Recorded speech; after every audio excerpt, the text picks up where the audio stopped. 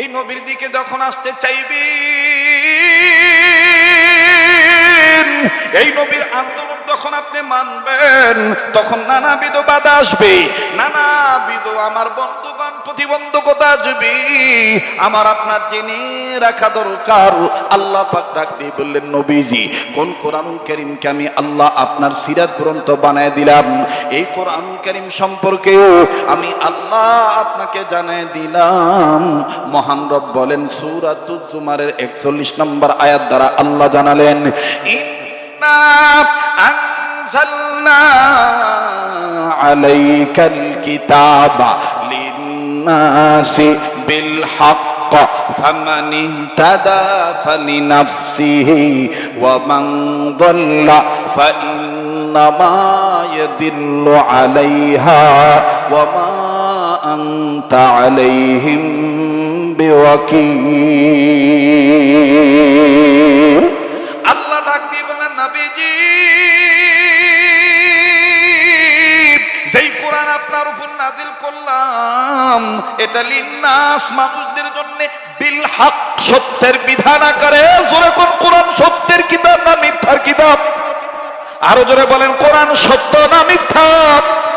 এই তাইলে বোঝা যায় যারা মুসলমান হওয়ার পর কোরআনের আন্দোলনকে ঘৃণা করে, ওরাই হলো মিথ্যাবাদী। কথা বলেন ঠিক কিনা?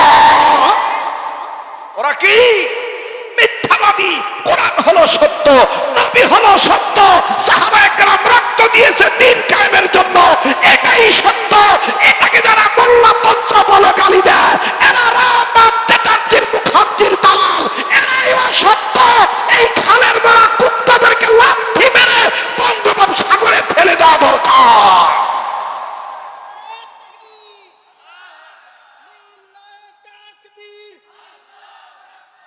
ইসলামের শত্রুরা হুঁশিয়ার, সাবধান। লিল্লাহি তাকবীর। মুহতারাম হাজিরিন, আপনাদের উর্বরতা দেখে খুব ভাল লাগতেছে। আসলে বগুড়ার মাটি ইসলামী আন্দোলনের ঘাঁটি, ঠিক কিনা বলেন?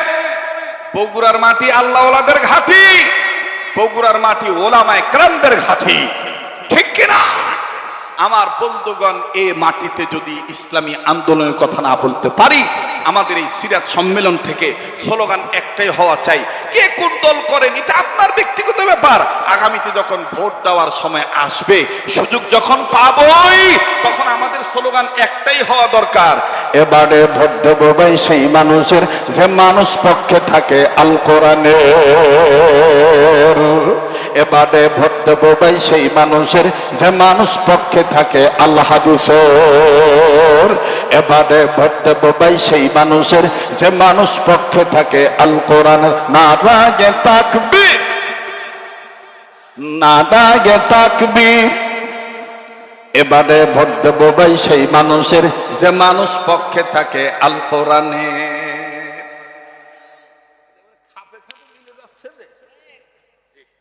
ঠিক আছে না? চলবে? আমি ভাই ছোট মানুষ, ওই যে বড় ভাই বলে গেছে যে আমাদের ওয়াজ করা দেখেই এর ভিতরে একটা আশা থাকছিল বক্তা হন। আসলে সত্যি, বক্তা যে জীবনে হতে পারবো বা কথা যে বলতে পারবো, এটা কোনোদিন মানে চিন্তাও করি, বুঝতে পারছেন? এই বড়রা মহাব্বত করছে, ভালোবাসছে, বড়দেরকে মহাব্বত করবেন, সেটা আলিয়ার আলেম হোক আর কওমির আলেম হোক, বড়দের দোয়া কখনো বিফলে যায় না, ঠিক কিনা বলে? মানুষের দোয়া, এ দোয়া আলাদা একটা সম্পদ। আল্লাহ তাআলা আমাদের সবাইকে কবুল করেন, আবার বলে না আমিন।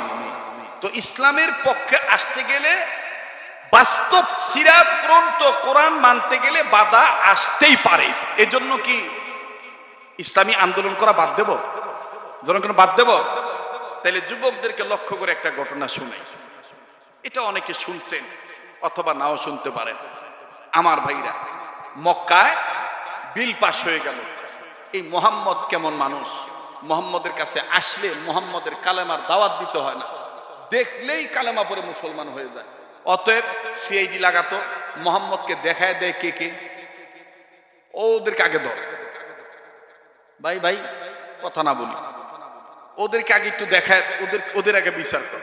আমাদের বাংলাদেশেও কিন্তু এরকম একটা সময় ছিল, সাইদি সাহেবের নাম নেয় কে কে দেখতো, কোন বক্তা সাইদির নাম নেয়, এই বক্তা কোনো রাজনীতি করে না, খালি আল্লামা দেলোয়ার হোসেন সাইদি রহমতুল্লাহর জন্য দোয়া করছে, তাই ওর বিরুদ্ধে মামলা হয়ে গেছে। দেখতো মামুনুল হকের নাম কে কেনে, ফয়জুল করিমের নাম কে কেনে, ইসলামী আন্দোলনের কথা কে বলে, আল্লাহর জমিনে আল্লাহর আইন চাই এ কথাটা কে বলে, দেখতো এই বক্তা এরাই জঙ্গি। কাকা জঙ্গি ভাব আর এটা বাংলাদেশে খাবে না।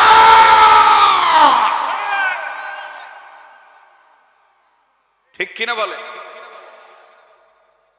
এইবার বিল পাস হয়ে গেছে, মোহাম্মদকে কেউ দেখায়ও দিতে পারে।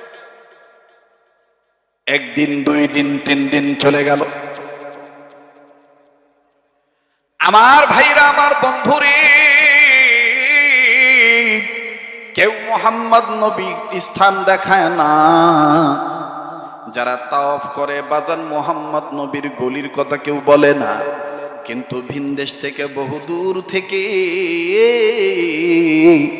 আল্লাহর এক বান্দা আসলো, দেখতে তারে খুব সুন্দর দেখা যায়, নাদুস নুদুস চেহারা, এত সুন্দর তার নাকটা খাড়া, কপালটা কত সুন্দর চওড়া, চুলগুলো কত সুন্দর। আমার ভাইরা, চুপচাপ করে ভদ্র মানুষ এই তাওফের জায়গায় বসে আছে। সকাল থেকে বিকাল হয়ে গেল, বিকালের পরে যখন সন্ধ্যা হবে বাপ, সূর্য যখন ডুবু ভাব, হযরত আলী রাদিয়াল্লাহু তাআলা আনহু ওই দিন আমার বন্ধুগণ, আমার ভাইরা, তাওফের জায়গা অর্থাৎ মাতাফ এরিয়া যখন চেক করতেছিলেন, হযরত আলী দেখেছেন সকালবেলায় এই যুবকটাকে বসতে থাকতে দেখছি, এই যুবকের বাড়ি কোথায় তাও জানি না, সন্ধ্যাবেলাও দেখতেছি একই জায়গায় বসে আছি। চেহারা দেখার পরে মনে হচ্ছে খানা খায় নাই, ক্ষুধার্ত মনে হয় কোনো ব্যক্তির তালাশে আছে। হযরত আলী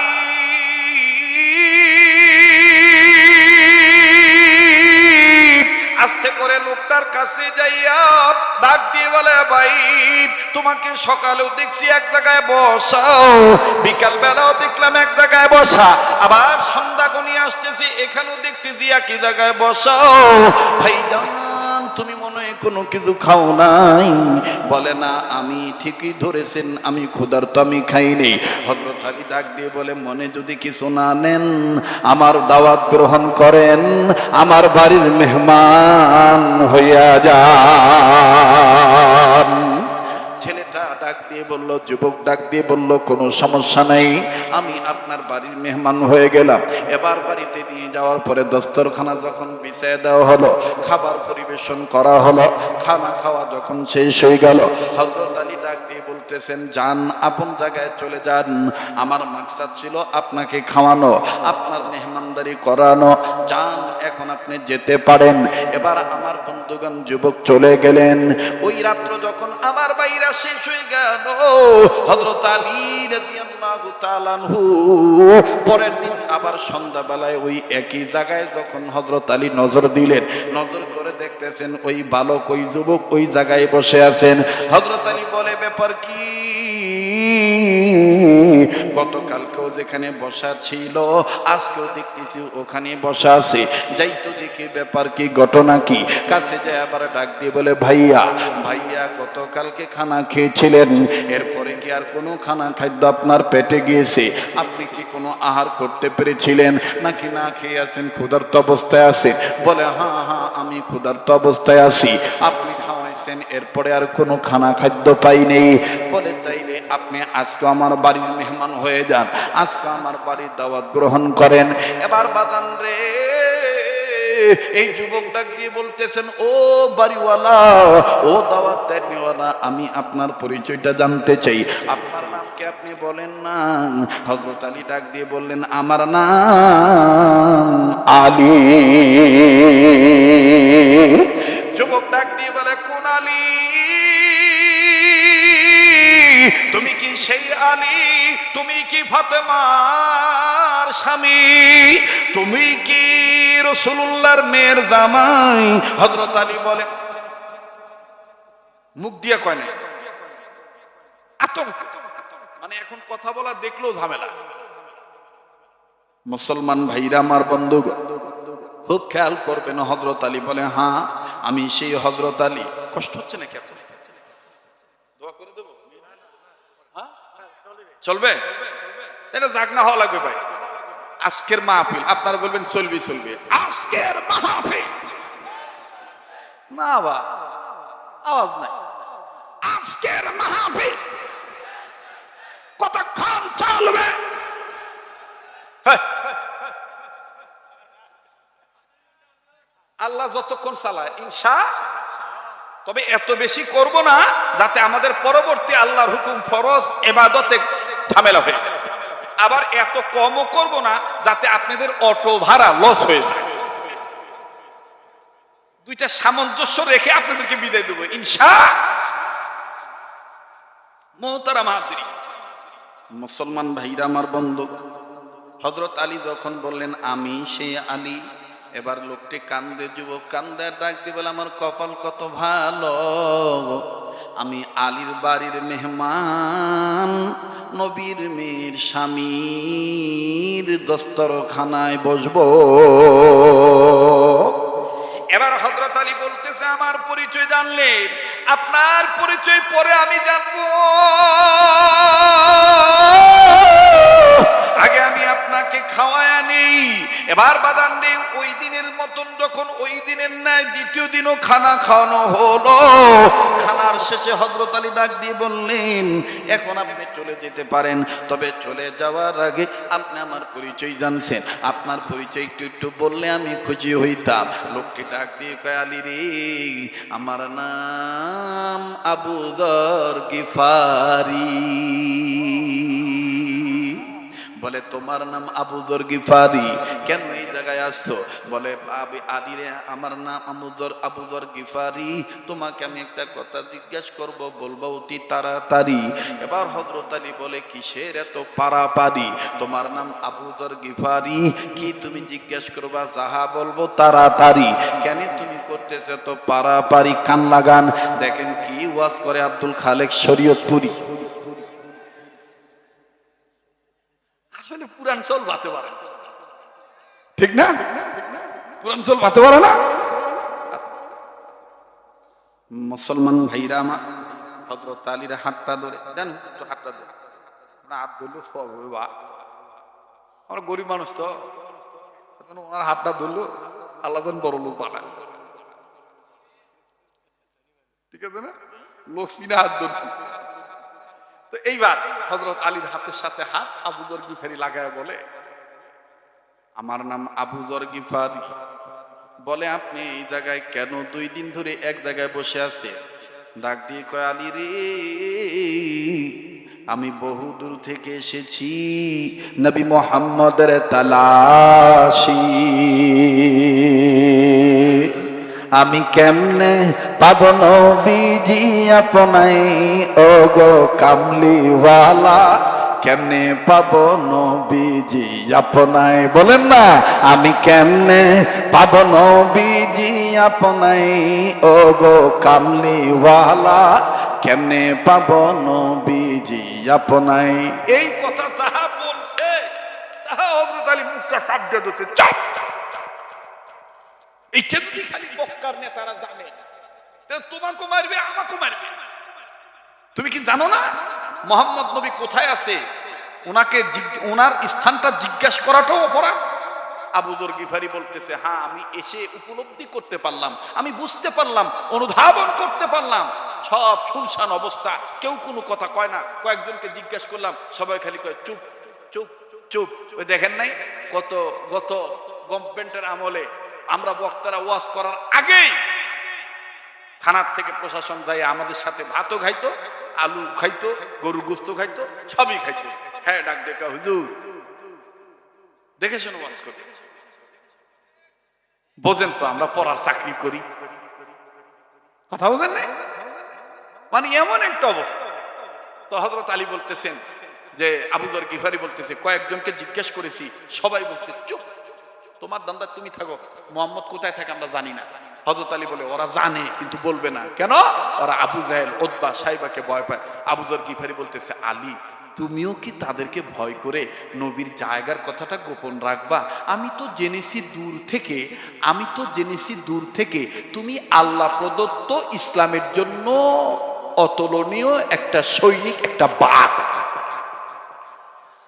আসাদুল্লাহিল, বলেন আসাদুল্লাহিল গালিব।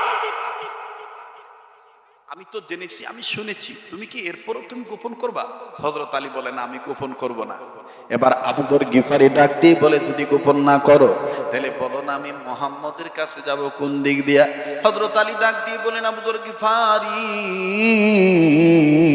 মুহাম্মদের দরবার আমি তোমাকে দেখাই দিতে পারবো না, তবে শুনে নাও আলী, শুনে নাও আবু যর গিফারি, আমি একটা কাজ করব, এই কাজের দ্বারা তুমি বুঝে নিবা ওই জায়গায় মুহাম্মদ নবীর বাড়ি, ওই জায়গায় মুহাম্মদ নবী আছে।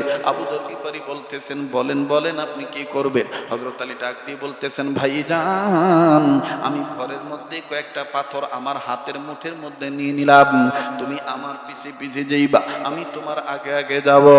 যাহা মাত্র আমি মুহাম্মদ নবীর বাড়ির গলির কাছাকাছি যাব, আমি ওই জায়গায় যাইয়া আমি আমার ডান হাত থেকে পাথরগুলো ফেলে দেব, সেই দিকে ফেলে দেব তুমি পিছন থেকে বুঝা নিও এই দিকে মুহাম্মদ নবীর বাড়ি। শুনিয়া লও ও আমার প্রিয় ভাই আবু যর গিফারি। হযরত আলী ডাক দিয়ে বলার পরে আবু যর গিফারি ডাক দিয়ে বলতেছেন আলী, তোমার হিকমতে বিদ্যা বুদ্ধি শোনার দ্বারা বোঝা যাচ্ছে আসলে তুমি আল্লাহ প্রদত্ত ইসলামের জন্য একজন জিন্দা সৈনিক, একজন বাঘ। তবে এখনকার আলোচনা বুদ্ধিমত্তার পরিচয় জেনে বুঝতে পারলাম তুমি শুধু ইসলামের জন্য বাঘ নয়, তুমি ইসলাম রক্ষা করার জন্য আল্লাহর পক্ষ থেকে একজন জ্ঞানী মানুষ, আলেম মানুষ।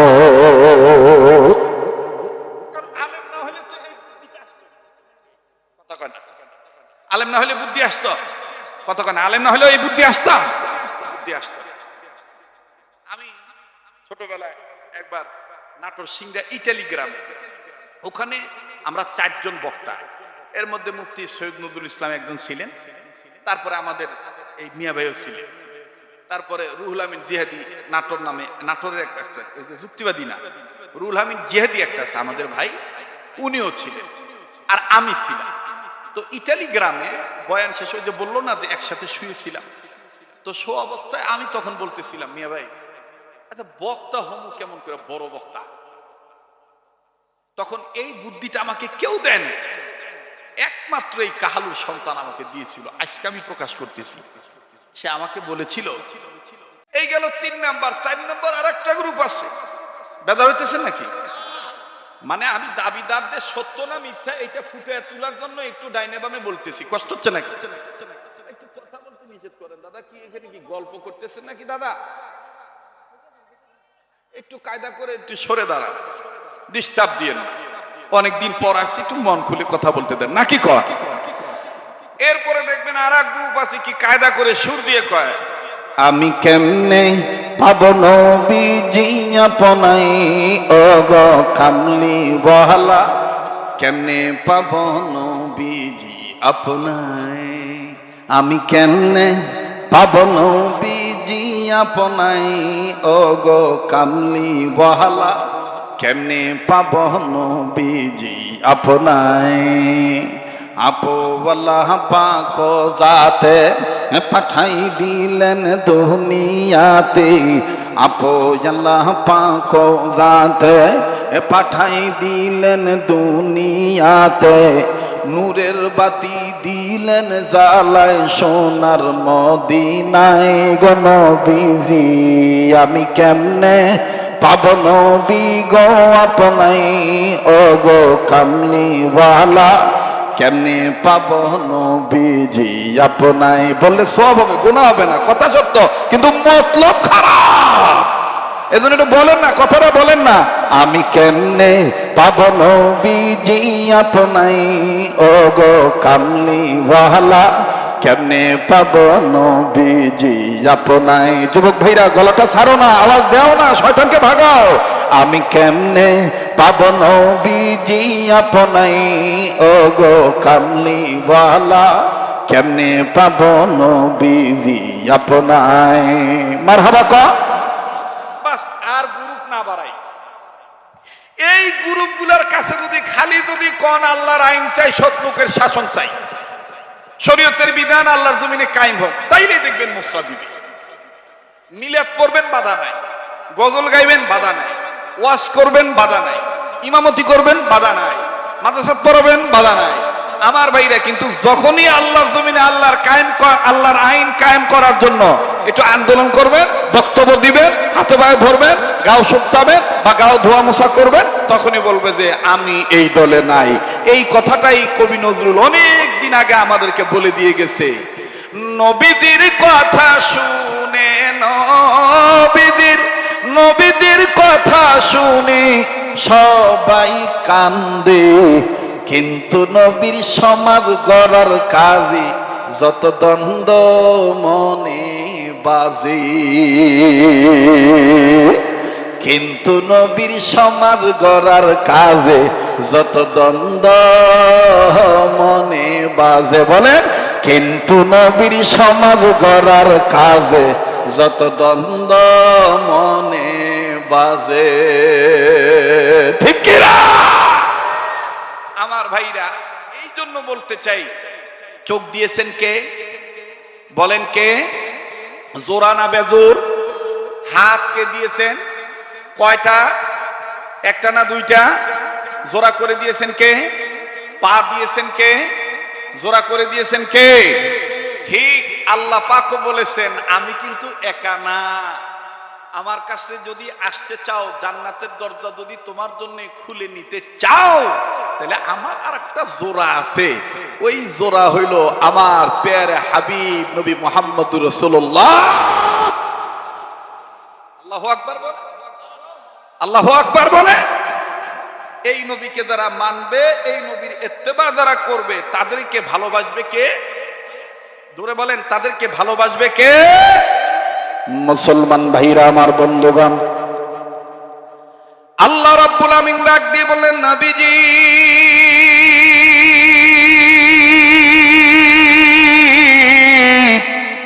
এই পৃথিবীর জমিনে যারা মানুষ হবে জন্ম নিল, এই মানুষদেরকে আমি আল্লাহ রাব্বুল আমিন ভালো বানাবার জন্য নবী গো, আমি আল্লাহ পাক জোড়া বস্তু নাজিল করে দিলাম দুনিয়ার জমিনে। নাম্বার 1, আমি আল্লাহ আমার পক্ষ থেকে কালামুল্লাহ কোরআনুল কারীম নাজিল করে দিলাম। দ্বিতীয় নম্বরে, এই কোরআনের আগে আপনাকে 1 নম্বর আমার হাবিব বলে আমি দুনিয়ার জমিনে নাজিল করে দিলাম। আরে ভাইরা, সিরাত সম্মেলনে এসেছেন, বাজান কি শুনবেন? গভীর মনোযোগী হয়ে শোনা চাই ভাই গো। সাহাবায়ে কেরাম আম্মাজান আয়েশাকে প্রশ্ন করলেন, আম্মাজান আয়েশা রাদিয়াল্লাহু তাআলা আনহা, আপনি বলেন তো দেখি নবী মুহাম্মদের চরিত্র কেমন ছিল? নবীজির চরিত্র সম্পর্কে আপনি বর্ণনা দেন। আম্মাজান আয়েশা ডাক দিয়ে বললেন, সাহাবীরা রে, তোমরা আমার স্বামী মুহাম্মদ নবীর চরিত্র সম্পর্কে জানতে চাও? শুনিয়া নাও, শুনিয়া নাও, শুনিয়া নাও। আমি আয়েশা তোমাদেরকে বলে দিয়ে যাই, আমার স্বামী মুহাম্মদের চরিত্র কোরআনুল কারীম। আওয়াজ দিয়ে বলেন না সুবহানাল্লাহ? আরেকবার আওয়াজ দিয়ে বলেন সুবহানাল্লাহ। আম্মা আয়েশা ডাক দিয়ে বললেন, সাহাবীরা রে, মুহাম্মদ নবীর চরিত্র সম্পর্কে জানতে চাও? আমি আয়েশা তোমাদের বলে দিয়ে যাই, আমার স্বামী মুহাম্মদের চরিত্র কানা খুলুকুল কোরআন, আমার স্বামী মুহাম্মদের চরিত্র হলো কোরআনুল কারীম। তোমরা কি কোরআনুল কারীম চোখে দেখো না? এই কোরআনটাই তো হলো আমার স্বামী মুহাম্মদের চরিত্র। আরে বাবাজি, কোন কোরআনুল কারীম হলো নবীদের জন্য সিরাত গ্রন্থ, কোন কোরআনুল কারীম হলো নবীদের আদর্শ, কোন কোরআনুল কারীম হলো নবীদের চরিত্র।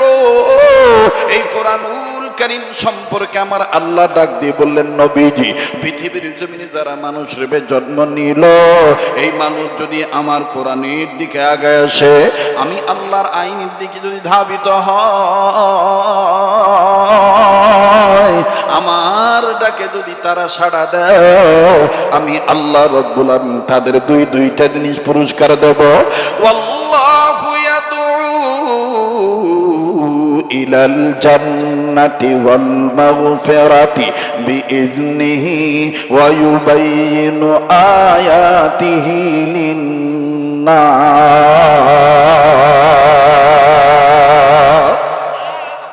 আল্লাহ ডাক দিয়ে বললেন, নবীজি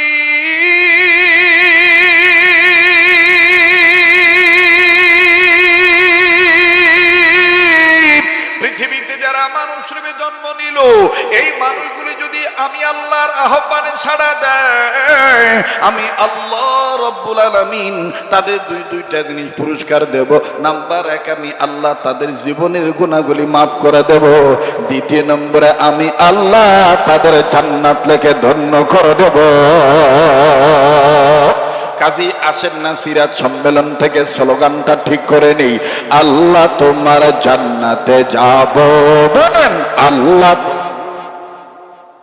না না, এতগুলো মানুষ আওয়াজ দিচ্ছেন না, দোয়া করে দেব। আমার কিন্তু ভেজাল নাই, মানে কোনো কালেকশন টালেকশন আর আমার দ্বারা নাই। আমি শুধু এখন আপনাদের কিনে দোয়া করতে পারলেই বাসি। আপনারা কি থাকবেন না যাবেন? সোনার ভাইরা, কলিজার টুকরা যুবক ভাইরা, বাবারা, মুরব্বী বাবারা, বলেন থাকবেন না যাবেন? তাহলে সামনের ভাইরা চুপ থাকেন, পিছনের ভাইরা একটু আওয়াজ দিয়ে বলেন তো আল্লাহু আকবার। না না, সামনের ভাইরা দিয়েন না, পিছনের ভাইরা। এই আম গাছের জন্য দেখা যায় না কার মাথা কোনটা, খালি গাছ আর পাতাই দেখা যায়, মাথাই বোঝা যায় না। এই জন্য সামনের ভাইরা চুপ থাকেন, পিছনের ভাইরা একটু জোরে বলেন তো আল্লাহু আকবার। আছে আলহামদুলিল্লাহ। এবার পিছনের ভাইরা চুপ থাকেন, সামনের ভাইরা নারায়ে তাকবীর। এবার সামনের ভাইরা পিছনের ভাইরা তাকবীর দিবেন, তবে তাকবীর দেওয়ার একটা মোশন আছে। মোশন হলো এরকম করে হাত মুষ্টি বাঁধতে হবে, উঁচু করতে হবে, নিজে একটু খাটতে হবে, আবার কারো পিঠে দাঁড়ায় যেন না লাগে। একটু 2 হাত তোলেন তো বাবা, হাত তোলেন তোলেন তোলেন। মাশাআল্লাহ, আল্লাহ তুমি দেখো কে কে তোলে নাই। এই পাগলের সাথে হাত তুলে ঠকবেন না। এই পাগলকে আল্লাহ বছরে কয়েকবার মক্কা মদিনায় নেয়। আমি কাবা ধরে আপনাদের জন্য দোয়া করি, দোয়া করব ইনশাআল্লাহ। এবার একটু হাতটা খোলেন, লাগান, আবার হাত মুট করেন, আবার খোলেন, আবার ধরেন, আবার খোলেন। এবার একটু নাড়াচাড়া দেন তো বাবা। এবার ঘুম ভাঙানোর জন্য, শয়তান খেদানোর জন্য একটু ডাইন বাম নাড়াচাড়া দেন, বলে না রে। আর মুজাহিদের কণ্ঠ নিয়ে, বিপ্লবী কণ্ঠে ইসলামী আন্দোলনের কর্মী হয়ে উর্বর জমিনে বর্বরতাকে দাফন করার লক্ষ্যে বলেন তো দেখি আল্লাহু আকবার, লিল্লাহি তাকবীর, লিল্লাহি তাকবীর, লিল্লাহি তাকবীর। হাত নামান, কষ্ট দিলাম, বেজার হইলেন? হ্যাঁ, তাইলে একটু মেহরবানি করে আবার আওয়াজ দিয়ে বলেন তো আল্লাহ তোমার জান্নাতে যাব। বলেন আল্লাহ তোমার। মাশাআল্লাহ, ভালো লাগতেছে, খুব ভালো লাগতেছে। আমি তো ভাবছিলাম আমাকে ভুলেই গেছে, এখন দেখতে না আসলে আমাকে অন্তরে থুইছে। অন্তরে থুইলে অন্তরের মহব্বত আলাদা, কথা বলেন ঠিক কিনা? আল্লাহ তোমার জান্নাতে যাব। বলেন আল্লাহ তোমার, তোমার কোরআন মেনে নিয়ে জীবন চালাবো, তোমার কোরআন মেনে নিয়ে। ও আল্লাহ তোমার জান্নাতে যাব। বলেন আল্লাহ তোমার। জোরে জোরে কর মারহাবা, আরো জোরে কর মাশাআল্লাহ। আমার ভাইরা, আমার বন্ধুরে, ঘাবড়াবেন না। হুজুর বুঝি অনেকদিন পর আসছি, এতদিন ওয়াজ করতে পারে নাই। আজকে হুজুর চান্স পাই মনে হয় রাত্র শেষ করে দিবি না। বাজান, অল্প সময়ের মধ্যে আমি কথাটা ফিনিশিং দিয়ে দোয়া করে বিদায় নিয়ে চলে যাব। একটু গভীর মনোযোগী হওয়া চাই, লক্ষ্য করে শুনবেন বাবা। নবীর সিরাত হলো কোরআনুল কারীম, নবীর আদর্শ হলো প্র্যাকটিক্যাল কোরআনুল কারীম। কথা বলেন ঠিক কিনা?